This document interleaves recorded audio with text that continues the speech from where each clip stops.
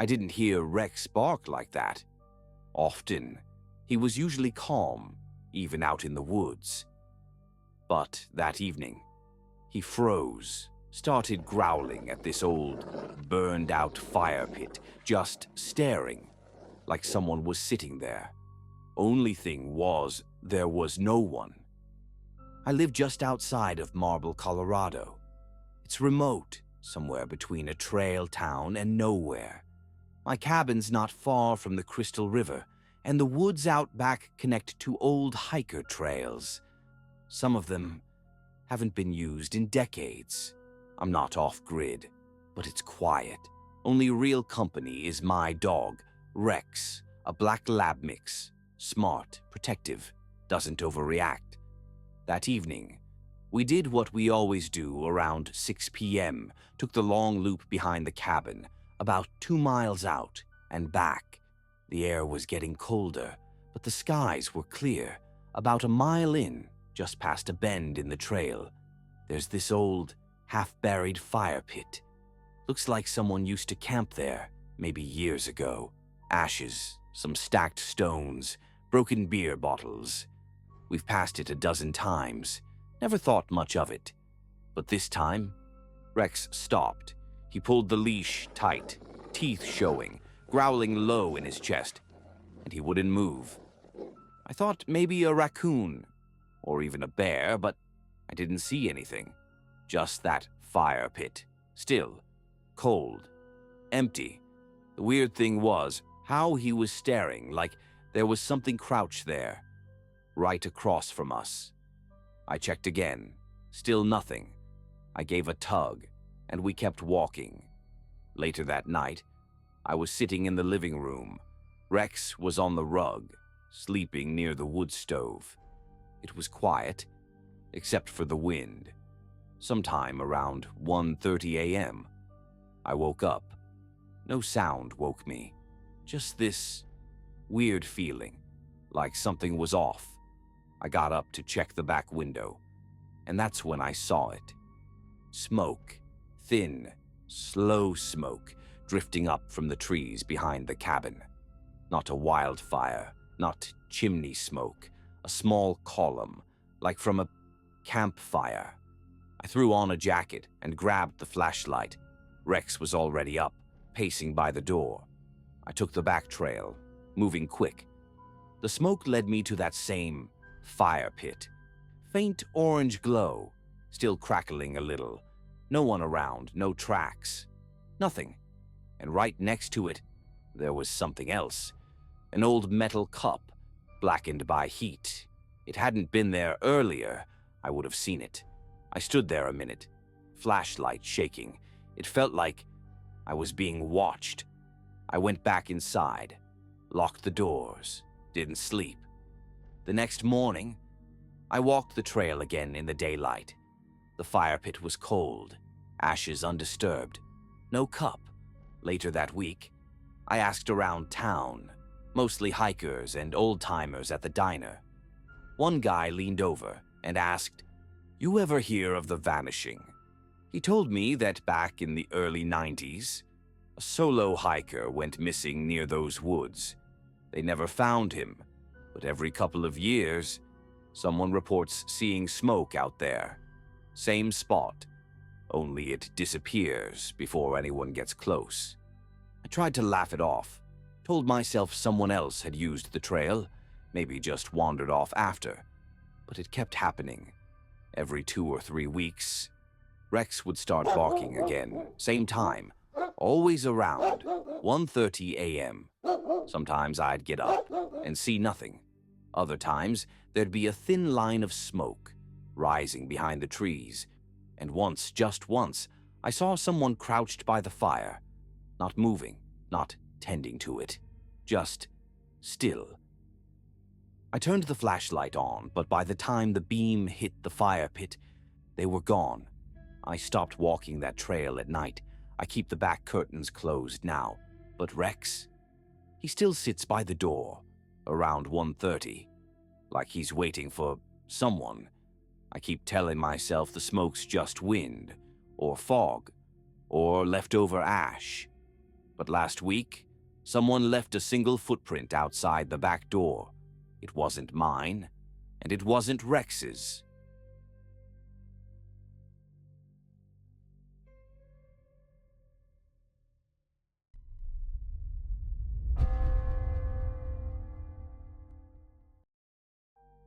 I used to joke that Piper was more of a hall monitor than a pet. If she didn't like a room, she'd let you know. But the office was different. It started about a month before the fire. Piper would walk right up to the office door and just stare at it. She wouldn't bark at first, just sat there like she was waiting. At night, she'd whine, scratch a little, then eventually curl up in front of it. I thought maybe there was a mouse in the wall or something. I even set out a trap just to be sure. Nothing. One night, I left the door cracked open just to see what she'd do. She didn't go in. She just stood at the threshold, growling, quiet and low, like she saw something move. I keep the office pretty simple. Just a desk, some bookshelves, a filing cabinet. No windows in there. It's in the middle of the house. It's not even a room we use all that often anymore. I'd stopped working from home and it mostly just sat there. Dark and quiet. No one goes in. But every night, Piper would sit by that door. Then, she started barking. Loud, panic barking, like someone was inside and she wanted them out. Got to the point where I had to drag her away, and every time, as soon as I let her go, she'd run right back. About a week before the fire, I actually tried sleeping in the office, just to prove to myself there was nothing wrong. I brought a pillow, some blankets, turned on the floor lamp. Piper refused to come in. She sat outside the whole night, pacing, whining. I didn't sleep much. It felt weird in there. Not cold, not hot, just wrong. You know that feeling you get when you walk into a room someone just left? Like the air's still shaped around them? It felt like that. Only, I never saw anyone leave. The night of the fire, I was already in bed. Piper was curled up on the floor near the bedroom door. It was about 2 a.m. when the smoke alarms went off, loud and shrill. Woke me up in an instant. I ran through the hall, Piper barking like crazy behind me, and the smell. You could smell it before you saw it. Thick, hot smoke. The office door was shut, but you could see the light, flickering at the bottom like a candle flame. I opened it, and the heat just hit me. The whole room was glowing orange, flames climbing the far wall, the bookshelves, the corner of the desk. I grabbed the extinguisher from the kitchen and sprayed what I could. By the time the fire crew arrived, most of it was under control. The damage wasn't massive, but it was focused. Only the office burned. The rest of the house was untouched. And there was something else. Something I didn't notice until the next day. A little dish, like a candle holder. It was on the desk, charred around the edges. Wax residue inside, but here's the thing. I don't use candles. I never have. Especially not in the office. It's the most flammable room in the house. I told the insurance agent that. Told the fire inspector too. He looked at the outlet, checked the wiring, said it looked fine. No faults here, he said. Then he held up the little dish. Who lit the candle? He asked. I didn't have an answer, because there wasn't one. The weirdest part? After the fire, Piper stopped barking. She doesn't go near the office, but she doesn't seem worried anymore either. It's like whatever was in there is gone. The wall's been repainted. The shelves are bare. The room is quiet again. But sometimes late at night, I'll walk past that door and catch a faint smell, like melted wax and smoke. I never found out what caused it, and I never lit that candle. But someone or something did, and Piper knew. long before I did.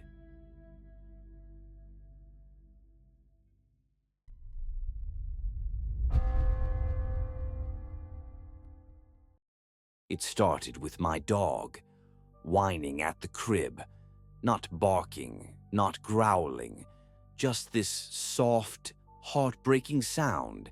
Every time the baby slept, he'd go to the nursery door and he'd cry, like he was watching something I couldn't see. Dexter's a black German shepherd, 8 years old. He's always been calm, protective, especially around our son. We brought the baby home in January. Dexter sniffed the blanket once, then laid under the crib, like he knew his job was to protect him. But 3 weeks ago, he changed. He started pawing at the crib during naps, whining, pacing, staring into the corner of the nursery. I thought maybe he smelled something. We had just moved into the house, built in the 60s, hardwood floors, old heating, so I figured mice or maybe a draft. But then the monitor glitched. I was making coffee when it happened. The monitor let out this static pop. Then the screen flickered, and for just a second, I saw a shape. It looked like someone standing over the crib, not moving, just watching. I ran upstairs. Dexter was whining at the door again. No one else in the room. I told myself it was a signal issue. We've got spotty Wi-Fi, maybe interference from the baby swing. But that night, when I reviewed the footage, it wasn't static. There was a face, smiling, looking down at my son. I didn't tell my wife right away. She was exhausted, barely sleeping. I didn't want to add ghosts to the list. But that next morning, she asked if I'd gone into the nursery around 4 a.m. I told her no.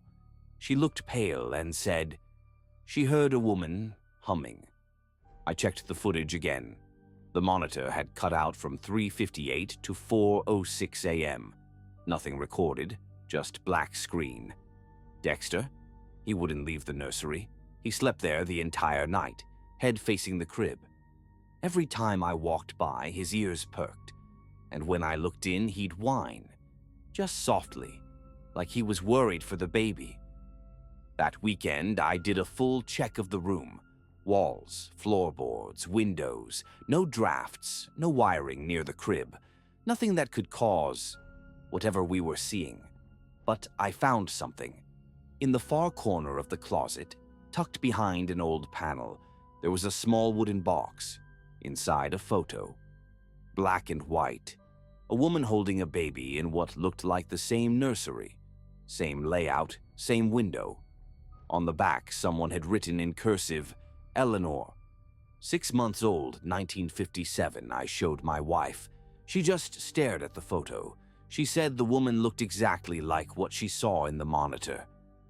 That night, Dexter was frantic, pacing between our bedroom and the nursery, whining, scratching at the door. At 2:16 a.m., the baby started crying, loud, sharp, like he was in pain. We both jumped out of bed. When I opened the nursery door, Dexter shoved past me. He ran to the crib, but didn't look at the baby. He looked behind it, into the corner, and growled. I turned the light on. No one was there, but the room was cold, like outside cold, the kind that sinks into your clothes. I picked up the baby. He was shaking. The next day, I called the previous owners. An older couple lived there 12 years. They said they'd heard odd noises, but chalked it up to the age of the house. When I asked about the nursery, the woman went quiet. She said they'd used it for storage. Never had children, but sometimes when she was alone, she'd hear a baby crying. I didn't know what to say. I thanked her and hung up. That night, I set up my phone to record. No Wi-Fi, no monitor, just the camera, pointed at the crib. I didn't sleep. Dexter paced the hall, restless. At 3:09 a.m., my phone vibrated, motion detected. I opened the app. There she was, a woman in a pale dress, leaning over the crib, not touching, just smiling. And behind her, Dexter, standing in the doorway, staring at her, his ears back, tail low. Then the woman looked directly at the camera, tilted her head, and faded out. We don't use the nursery anymore. We moved his crib into our room. Dexter still sleeps by the door, still whines. Every night at 3 a.m. Sometimes I wonder if he sees her too, and if she's still smiling.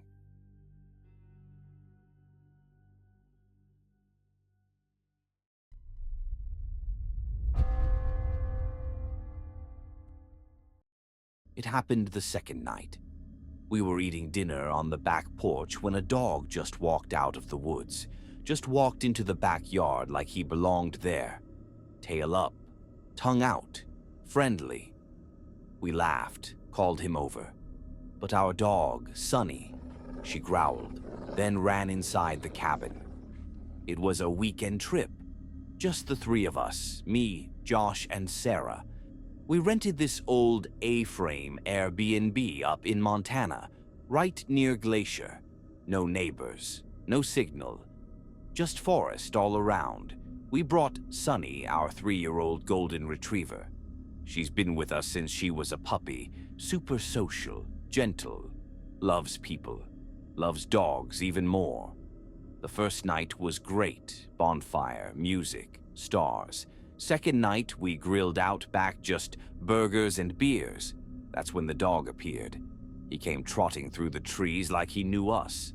Big, black, maybe part lab or shepherd. His coat was smooth, but his eyes were weirdly still. He didn't bark, didn't whine, just looked at us, tail wagging slowly. Josh knelt down. "Hey, buddy, you lost?" But Sunny, who never barks at dogs, she bolted inside the house. We heard her toenails scrambling on the hardwood. We laughed it off. But I felt it. Something was off. The stray didn't sniff us, didn't explore. He just sat at the edge of the porch, watching us eat. We offered water. He didn't touch it. Josh tossed him a burger scrap. He didn't move. After about 10 minutes, Sarah stood up. "I'm gonna see if he has tags." The dog stood up too, turned and started walking back toward the woods. Not running, not trotting, just walking. Sarah hesitated. Then Josh got up and said, "I'll go with her." I stayed. Something about the way Sunny had reacted made me feel weird. She was still curled up under the table inside, whining softly.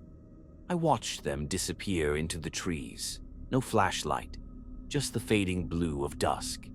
10 minutes passed, then 20, then 30. At 35 minutes, I called out. No answer. My voice felt small in the trees. I grabbed the flashlight and headed into the woods. Not far, just enough to where the porch lights disappeared. Then I heard them, footsteps coming back. Sarah appeared first, pale, silent. Josh was behind her, sweaty, shaky. "No dog?" I asked. Sarah didn't respond. Josh just said, "It was weird." He led us to this clearing, then vanished. Just gone. We were following him, and suddenly he wasn't there anymore. We went inside. Sunny stayed glued to me. She wouldn't go near either of them. That night I couldn't sleep. The woods outside the window felt wrong. Still, heavy, like something was out there, waiting. Around 3 a.m., Sunny started to growl, not loud, just low, steady. I got up. She was staring out the back window. I looked. Nothing. Pitch black trees. Then something moved. Not fast, just enough to make a shape shift between trunks. I didn't wake the others, didn't even tell them. But in the morning, I noticed Sarah hadn't eaten. Josh didn't say much. I found scratch marks at the back door. Later that afternoon, Sarah sat outside by herself. I saw Sunny trying to get her attention, whining, nudging her hand, but Sarah just stared. That night I went to bed early, exhausted, drained. Some time before dawn, I woke up. The cabin was silent, too silent, and Sunny wasn't on the bed. I walked into the hallway and saw her, Sunny frozen at the edge of the living room, tail down, ears flat, not barking, not whining, just frozen, staring. Her whole body trembled like she was trying to back away but couldn't, like something held her there. I followed her eyes and saw it. The black dog, sitting in the middle of the floor. No movement, no sound, perfectly still. But it wasn't a dog. Its limbs were just slightly too long, its neck just a little too tall, its eyes not brown or blue, just dark, like holes. And when it looked at me, it smiled, like it was trying to imitate a human expression. I couldn't move, not even to blink. Sunny whimpered behind me, finally breaking whatever spell had fallen over the room, and the thing, it turned and walked slowly out the back door. We packed up the next morning, didn't wait for checkout, didn't say goodbye to the host. We just got in the car and drove. We never talked about it again, and we never went back.